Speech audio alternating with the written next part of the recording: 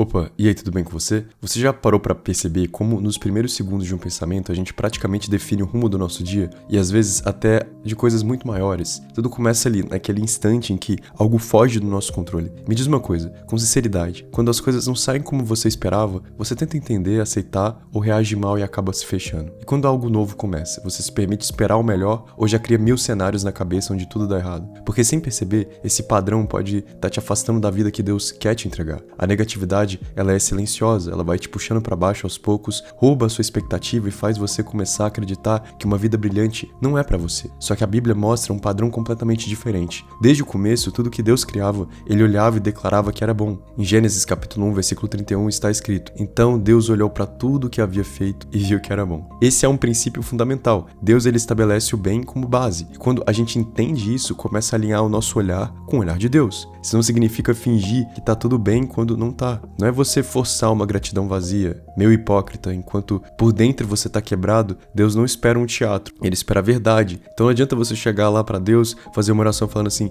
"Deus, muito obrigado pelo dia de hoje, muito obrigado pelas coisas que aconteceram", mas na verdade você tá ali desgastado, cansado, nem tá conseguindo orar direito e não tá conseguindo agradecer. A gratidão nem tá existindo no seu coração ainda. O ideal é que você ore para que Deus te ajude a passar por essa situação, para que você consiga entender o que de bom você pode tirar dessas coisas que estão acontecendo com você. Tanto que ele mesmo nos convida a sermos sinceros. Em Salmos capítulo 34, versículo 18, o Senhor está perto dos que têm o coração quebrantado, ele salva os de espírito abatido. Então você pode chegar do jeito que você tá, confuso, fala com ele, sem entender nada, fala também, porque é justamente nessa sinceridade que Deus traz paz e força para você atravessar qualquer fase. Ao mesmo tempo, a Bíblia nos chama a viver com esperança, a alimentar a fé. Então quando você pedir algo a Deus, espere sempre o melhor. Acredite que ele pode fazer mais do que você imagina. Em Efésios capítulo 3, versículo 20 está escrito: "Toda a glória seja a Deus, que é poderoso para realizar infinitamente mais do que poderíamos pedir ou imaginar." E se não acontecer no tempo que você queria,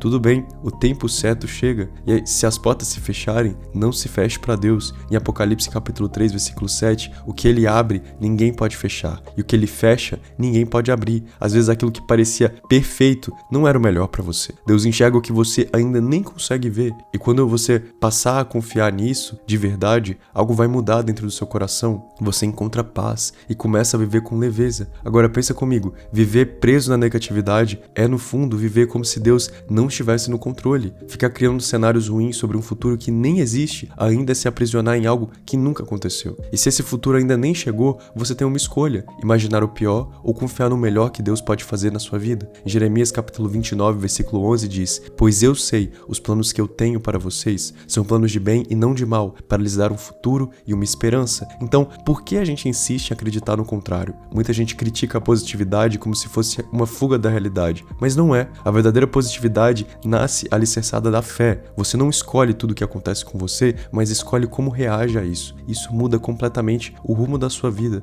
Em Romanos capítulo 12, versículo 2, somos orientados a ter uma mudança no nosso modo de pensar, na nossa perspectiva. Ou seja, a sua perspectiva pode sim ser renovada. Eu sei que tem coisas que realmente você não escolheu viver e que realmente fugiu do seu controle, mas a forma como você responde a isso, com fé ou com medo, com esperança ou com negatividade, isso sim define o caminho que você vai trilhar. Por isso, sempre escolha a positividade, mas com sinceridade diante de Deus. Pede para ele purificar o seu olhar, para você começar a enxergar a vida como ele enxerga. Porque pensa comigo, só um Deus que enxerga o bem seria capaz de olhar para uma humanidade perdida e ainda assim enviar o seu filho para salvá-la. Isso mostra qual sempre foi o padrão de Deus: esperança, redenção e um futuro de paz e prosperidade. E se esse é o padrão de Deus, por que o seu pensamento deveria ser diferente? Deus viu que tudo o que ele fez era bom, inclusive a sua vida. Agora, me diz, você está pronto para começar a enxergar assim também? Ore comigo. Senhor Deus, muito obrigado por esse tempo que passamos com o Senhor de devocional, por essa mensagem poderosa que carregamos. Muitas vezes estamos presos na negatividade, enxergando a nossa realidade como um peso, mas isso não é verdade. O Senhor criou a nossa vida, viu que todas as coisas eram boas,